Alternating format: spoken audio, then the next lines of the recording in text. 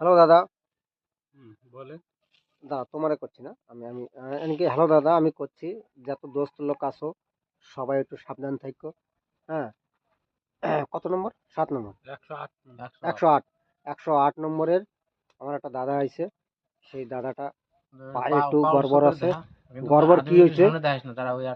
না না, ওকে সামনে দেয় না, একটা গড়বড় কি হয়েছে? হ্যাঁ, দাদাটা হেভি সাবধানে চলছিল।